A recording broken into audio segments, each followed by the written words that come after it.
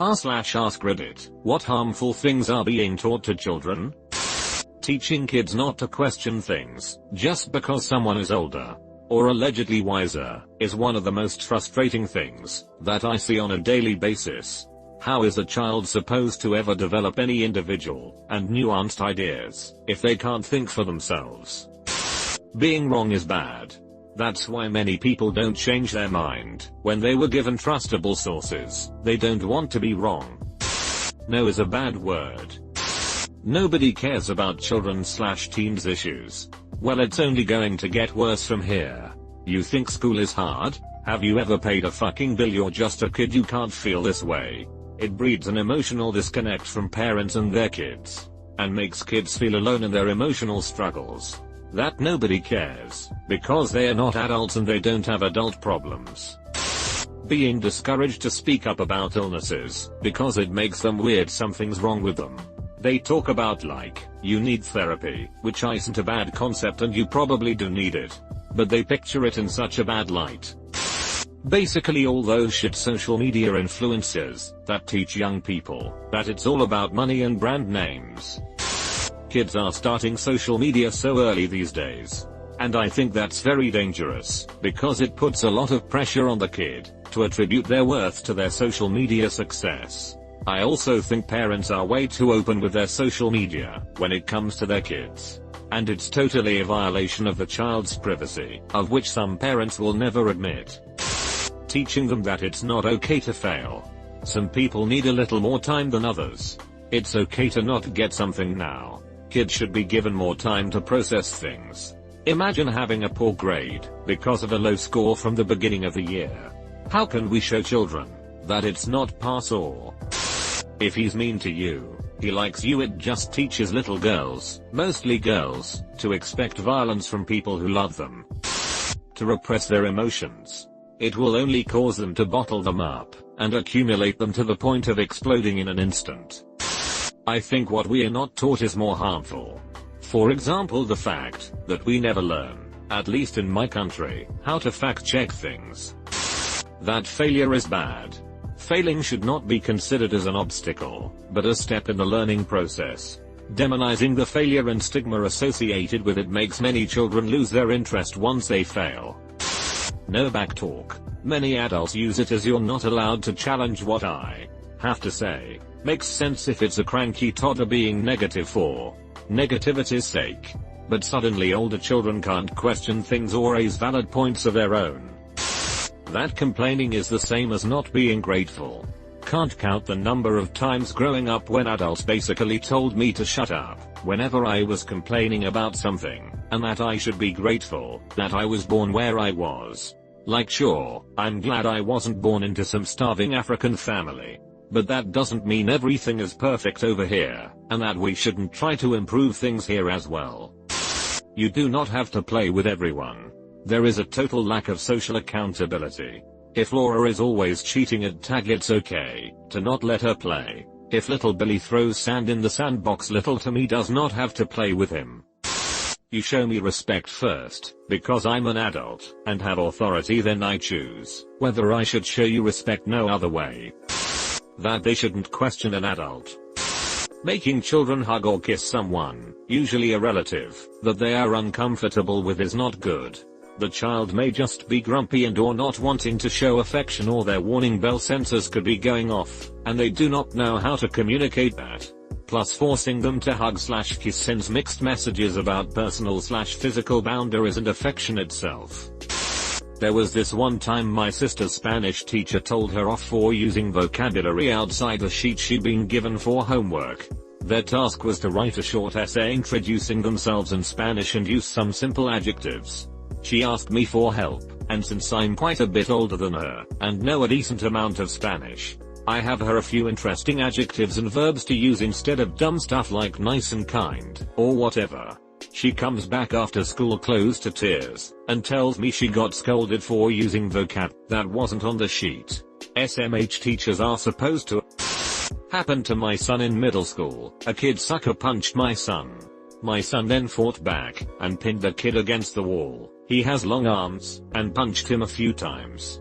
The school called me and my wife and told us our son was suspended. We went to the school, and they said, even though multiple witnesses as well as the kid said he threw the first punch, that the school had a zero tolerance policy, so our son would be suspended. We asked what the school believed our son should have done, and they said he should just walk away.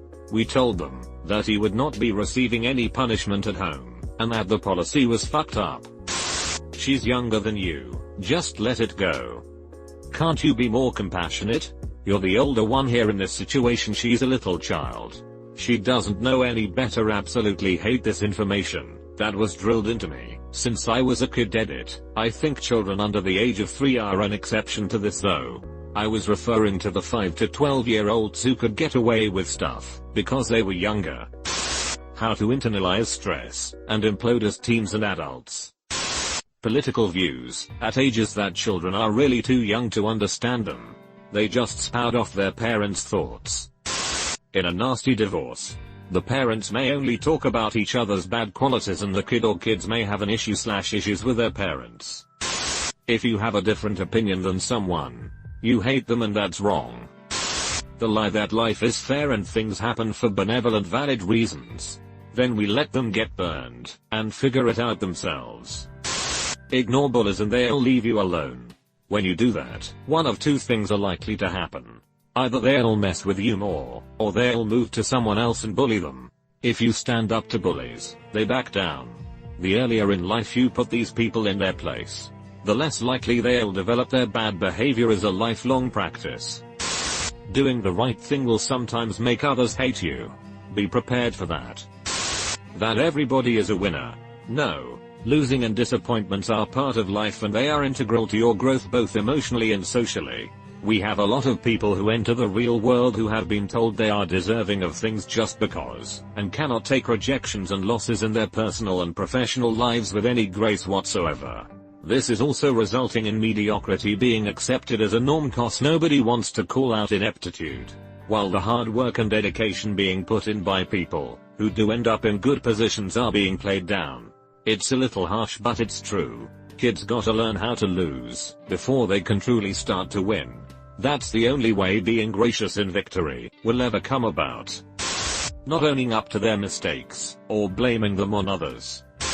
Kids today are more aware of consequence in their digital footprint than any generation before. Speaking strictly of middle and high school age kids, they are extremely well aware of how something can come back to bite them later in life.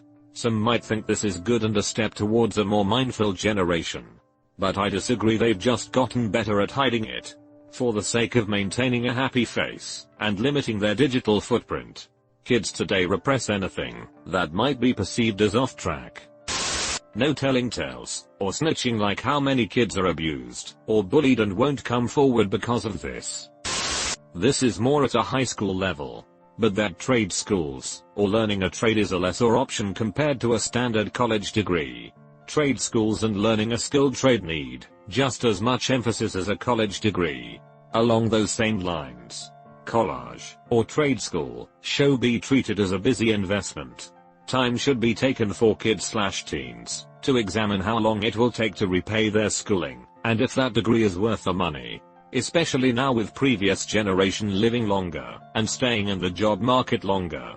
Combined with more and more people graduating with degrees, there is more supply and the demand is not growing evenly in all areas of expertise. Edit. I would say what's harmful is what's not being taught.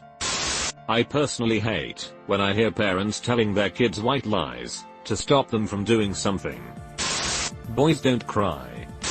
No tolerance policy, and fighting back, if you are getting the up isn't right. Also no hitting girls back. What to think instead of how to think. Bad ideas about sex from porn. Lack of electronics, then given an overdose of electronics. Things happened to me, and now I can't stop playing games. Also, I'm restricting myself now. Good will win, evil will be punished. There is no karma.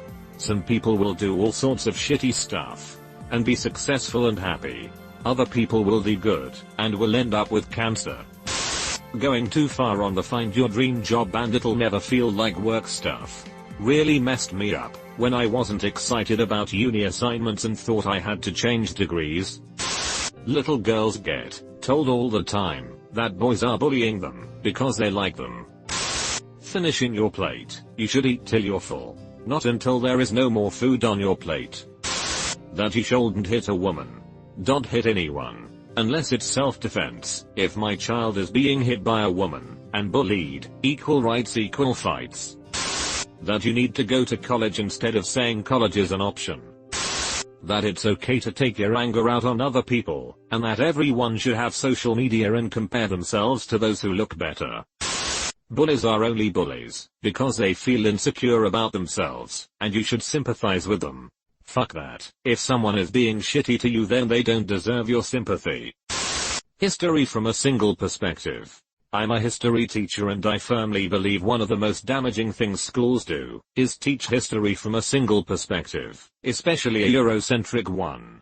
It just isn't how history works and causes lots of issues for any person/group who doesn't share that single perspective. P.S. Teaching what I call great man history is almost as bad. History was made by more than presidents, inventors, and celebrities. Teaching only about significant figure after significant figure minimizes the impact of the 99.9999999% of the population that isn't super famous. Thanks for watching. If you enjoyed this video, give it a thumbs up, and subscribe to the channel for more videos just like this one.